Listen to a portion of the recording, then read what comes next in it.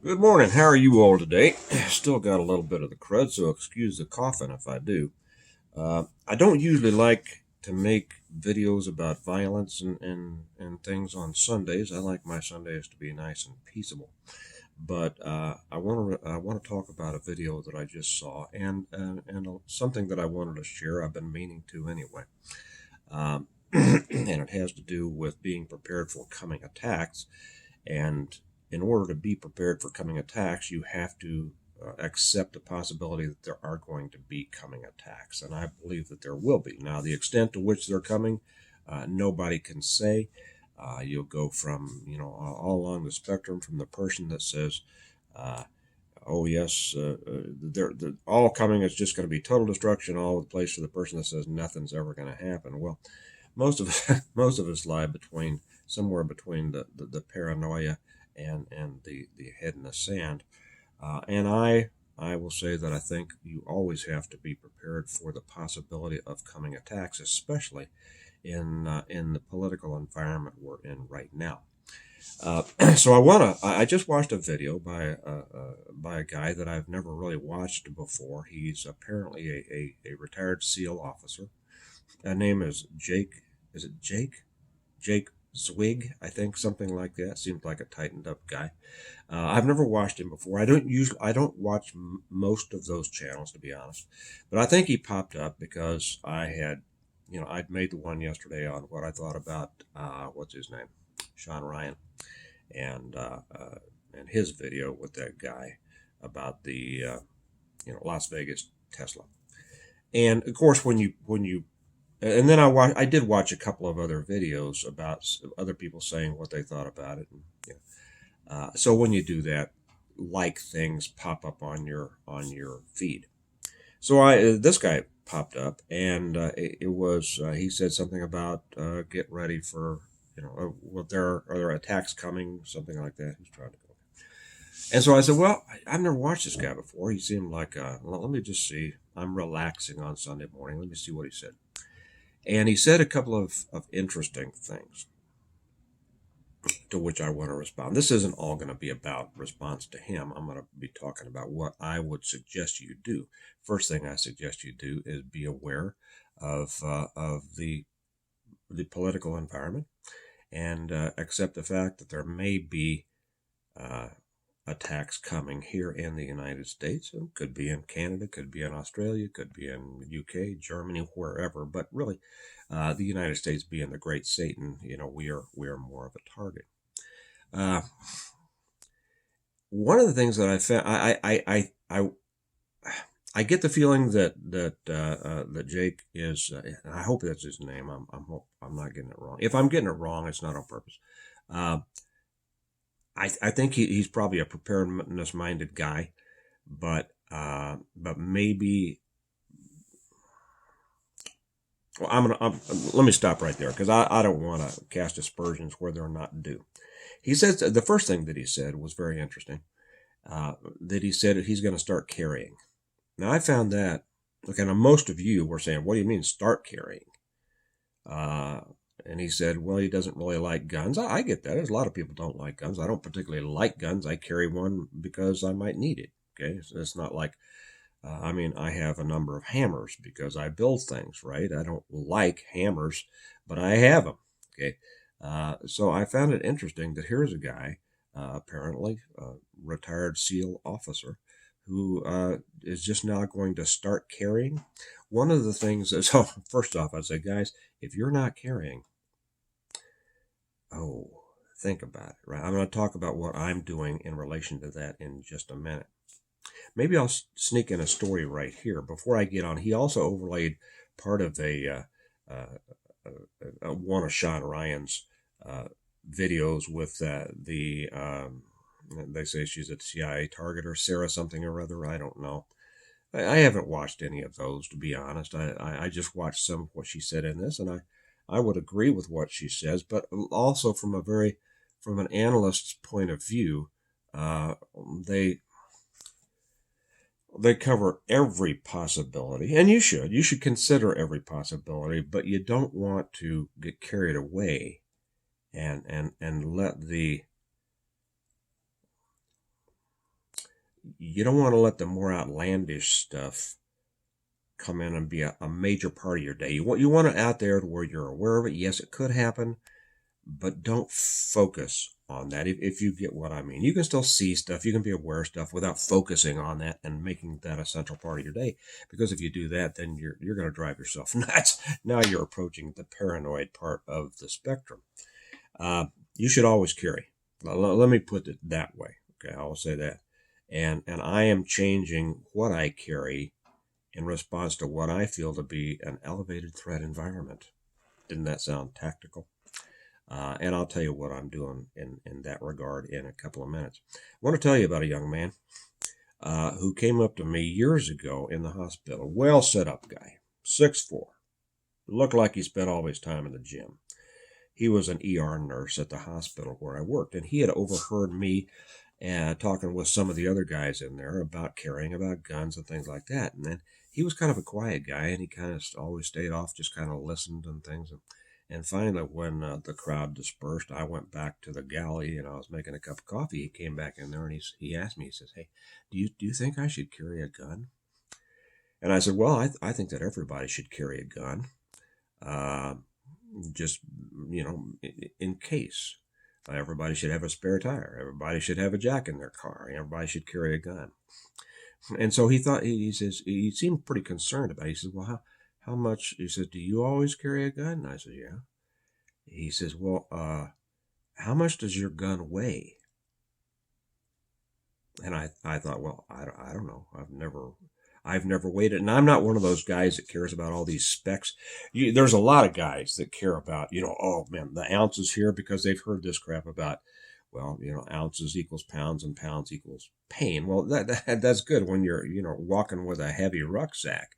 But when you're talking about a matter of ounces in a carry firearm, you should not even enter the picture there. And I know there's a lot of people on YouTube. They're going to be talking about the people who love the numbers, but really have never been involved in reality. They'll say, "Well, this weighs 3 ounces less than this," and that might make a difference as to whether you carry it. And the important thing, the best gun to have is the one you will carry. Well, no, the best gun to have is the one that will be effective in the situation you might need it in, and then you just make yourself carry it. And so I told him, I said, I don't know. I've never looked it up. Why does it matter? He said, "Well, I mean, does it weigh, 3 pounds or 2 pounds?" I said, "Well, I already said I don't know. I don't know." He said, and he seemed very concerned about this.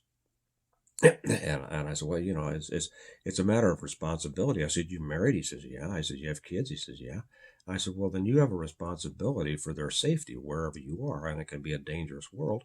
This is why I suggest that people carry a gun, because sometimes it might be needed." Now, is it needed very often? No, it's not. I've said before, in my civilian life, after I left law enforcement, I've never had to pull my gun a single time. It doesn't mean I won't have to, and that's why I carry it. But he was so concerned, and he started getting just kind of, for some reason, he started getting kind of irritated, and he said, "Well, I don't want to carry a gun. I don't want to have to carry a gun every day for the rest of my life." Here's how people kind of, spring to this, taking something that's, from a reasonable level to taking something that's extreme.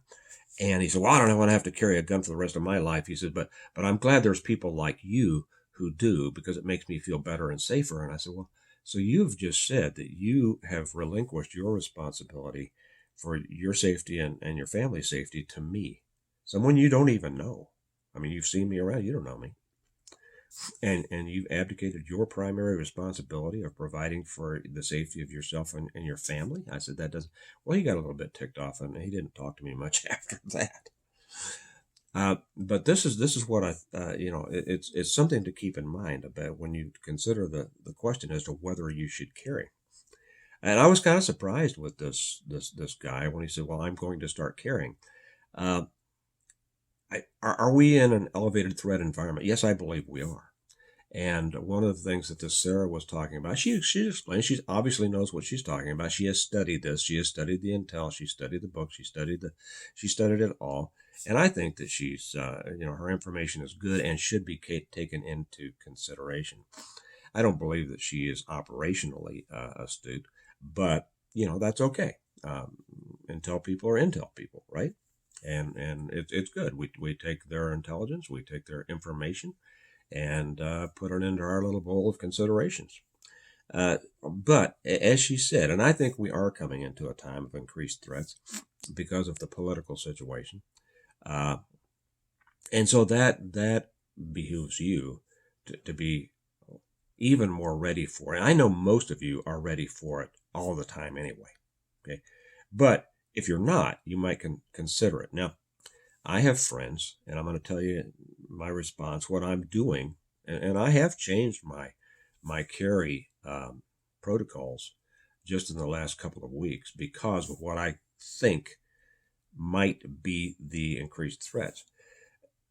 Well, I'll tell you right now, okay, and that is, well, maybe you don't know if you've listened to me for any time at all, you know that I carry a daily carry is a 40 caliber. Now, I've said before, anybody that carries a 9mm for self-defense, you are dangerously,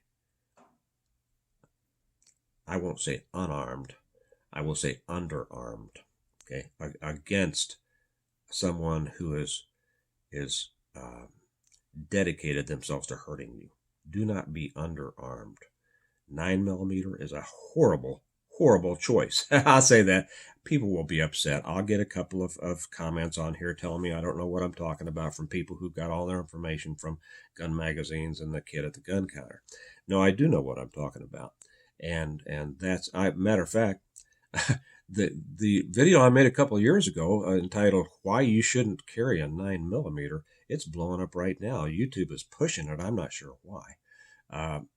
But I noticed that mine, Yankee Marshall, I didn't know, it has popped up when I was checking mine. He put out one about the same time I did, and I got twice as many views as him. He's a big channel, so I thought that was funny, But if you want to know why you shouldn't carry a 9mm, go back and you can find that. It's on my channel. It says why you shouldn't carry a 9mm. And I've turned off comments simply because there are so many uninformed people in the gun world who act emotionally, and they get oh, I want a 9mm. I've heard all this stuff. The FBI carries it, and the SEALs carry it, and all this kind of stuff. Well, the FBI went to 9mm because they were hiring agents who couldn't handle anything bigger. And the SEALs went to it because there's reasons that different units carry these weapons. A lot of it has to do with procurement, and decisions are made by guys who are not in the field. And you ask any pro who has the ability to choose what they want to shoot, what they want to carry, very seldom will it be a 9mm. Carry a 40 or a 45, and I'll talk about that. So anyway, I've always carried a 40 with sometime. Now in the wintertime, I carry a 45. I carry a full-size government model Springfield Armory 45, 1911. Okay, old guy gun, right? I also have a couple of T-Sashes that'll carry 8 rounds as opposed to the 7 rounds. But in the wintertime, when it's easier to conceal because of what I'm wearing, I usually carry my 1911 45. Why? Because its stopping power is unparalleled. Simple as that. However, in other times of the years, I often carry a 40 caliber, and that stopping power is much greater than a 9mm, but not as much as a 45. Simple as that. The test after test after test after test show this, no matter what some nine-tard will get on here and say. I have changed what I'm going to carry, and I am not carrying a 40 as my primary anymore. I'm carrying a 1911 45. Now there are other types out there that other 45s that are not 1911. I love the 1911 platform. I'm used to it. I've carried it for 50 years now. I've never had one jam. It is the smoothest shooting gun you can find. My wife, my 13-year-old daughter, she shot it when she was 12 and liked it. Okay, so the power is not something to be worried about. The lack of capacity is the only thing that I consider to be, um, a compromising factor. But I'm just going to toss a couple of extra magazines in my pockets, and I will feel much better armed with that. Now, there will be occasions, I'll be honest, I'll carry two. Very often, I carry two firearms. Usually in the winter time when they're more easily concealed, and I don't care about the weight.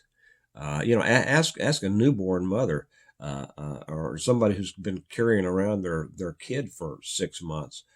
Gee, how do you ever think about leaving that kid at home because it weighs too much? Okay, now really, I mean, realize what's important. Um, so there, many times I'll carry two in the wintertime, or depending on where I go. If I go down into the city, I carry two.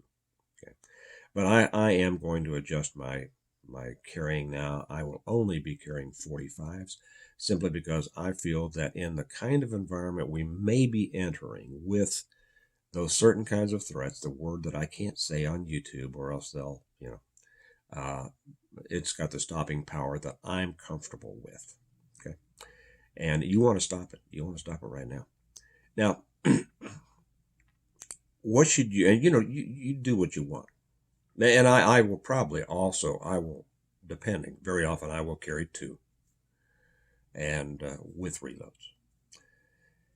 And for those who, well, I'm not even going to get into that. Maybe I'll get into more of that on Patreon. I get into the depth, into the weeds of guns more on Patreon. If you'd like to know more about that, the link to our Patreon channel is down below. Come join us. You'll like it. Now, what about when you're out with other people? What about, and one of the things this Jake said, and I hope that I'm saying his name. I think it was Jake. He talked about, going over stuff with your family, planning. That's good. That is great. He's got young kids. Apparently, I used to have, my kids are now in their teens. They are thinking people. They know that if I say something, probably if something goes down, they are going to be turning to me for the leadership. Okay, so we're pretty much taking over there. And we do plan a little bit as a family, but the most important thing is communications, understanding that turn to the person who knows most about the situation. When it comes to cooking, unless it's mastacholi or steak, in which case you can ask me, turn to mom. If it's about dangerous situations, turn to dad. Simple as that. So they're going to know who the leaders, and then I will decide what is our best response.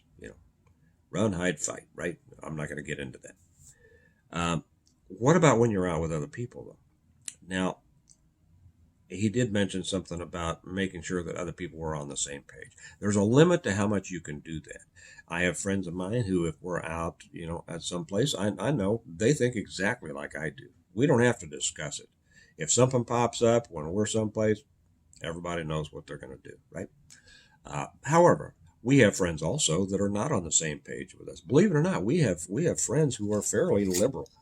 I know, shocking, right? I just don't talk about this stuff. They are some of the best people. They're just ignorant. I don't tell them that, but the sad thing is that sometimes it just takes an emergency to turn a lib to a realist. And if I'm out someplace with them, I'm not going to be talking about here's what we should do if we're, if something pops up in the crowd and we're at this concert or something like that. Here's what they're going to think I'm a nut. They're not going to listen, and it's not going to help. So why do it? So I'm not going to do it. But if something does pop off, I will be instructing them on exactly what to do. And I will not be risking my life or the life of my family to try to convince them and argue with them and debate with them and try to get them to do what's right. I will express it. I will say, here's what we're going to do, blah, blah, blah. And if I turn around and they're not behind me, that's on them. That's not on me. Simple as that. I'm not going to risk the lives of my family trying to save others who won't listen. Let me put it that way. Nor am I going to risk my life to try to save other people who won't listen. Now, I will. I did it. I was a cop for a long time. You risk your life to save others, right? Good. Military is the same.